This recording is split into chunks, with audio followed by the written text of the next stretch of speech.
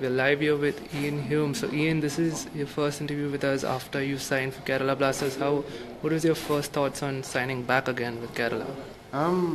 Ecstatic, to be honest. It's been 2 months, so it's one of those. It's sort of sunk in already, but it's something that I've always stated, even when I'd left, that it was a place that I loved. The fan base has always followed me and always supported me whilst I've been away, which is rare in football. So the fact that I'm back now, they've just sort of exploded a little bit on me. It's kind of brilliant feeling to have the fact that you've been supported by such a group of fans playing for rivals. Now that I'm back, it's even better.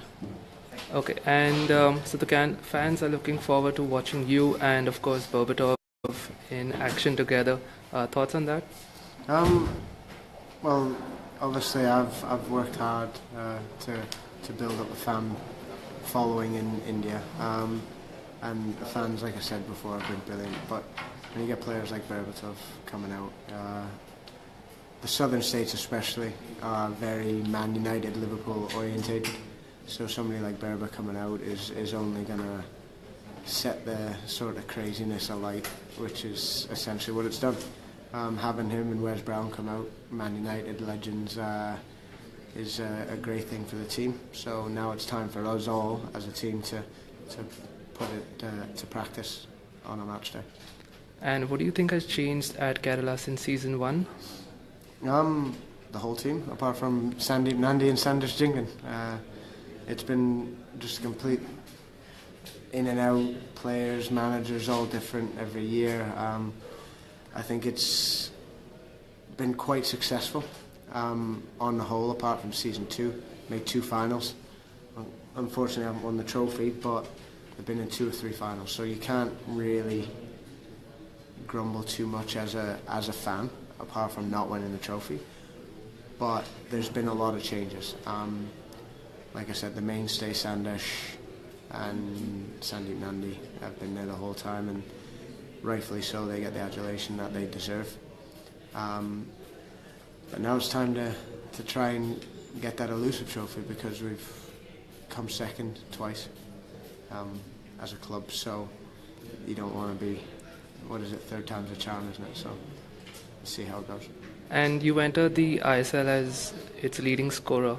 Is that added pressure for you? Not at all, because I've never won the Golden Boot. So I've been consistent. That's something I always pride myself on. I'll give you everything I've got, and I know for certainty that if I'm getting chances and playing games, then I can do my job and score goals. It's something I've done my whole career. I'd love to push on. It's not my aim, but I'd love to push on for that Golden Boot. I've been the bride 3 times, so it's or the bridesmaid 3 times. So it's one of those. I want to see if I can push myself a little bit more and go from there. But there's some good players in this league this year, so it's going to be a tough one. Speaking of good players, which team do you think is the strongest out there, apart from Kerala Blasters, of course? See, that's going to get a diplomatic answer. It's every team's new. With the draft, all the Indian players are new at the clubs, apart from retained players. Foreign players, for the most part, are new at the club. So it's a fresh start, fresh slate for everybody. So I'm not going to pinpoint any team in particular. There's going to be, in my eyes,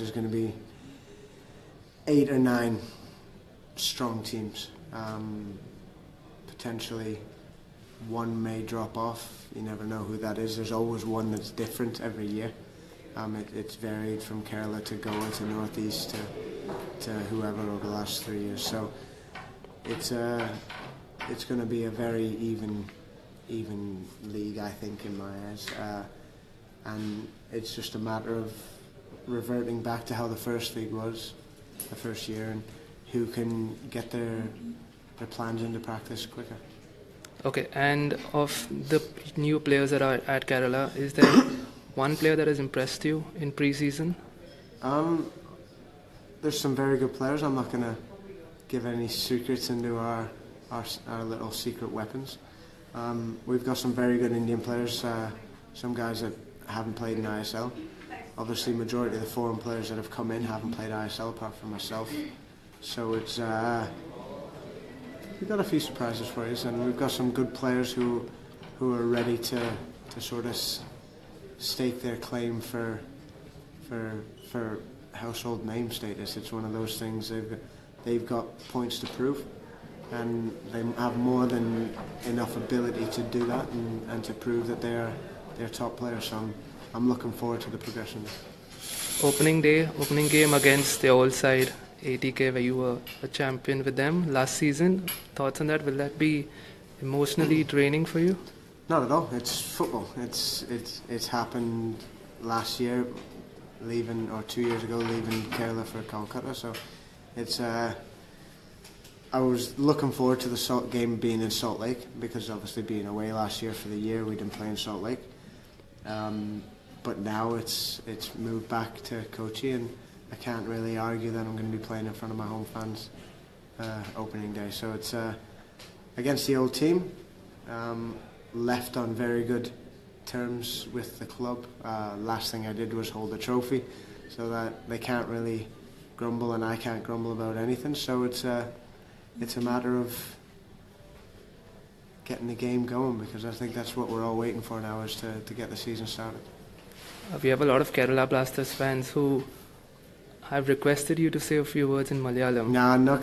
I've done plenty in the last 2 days, and I'm apologising right now because it's been a very, very long day and my head is not in it.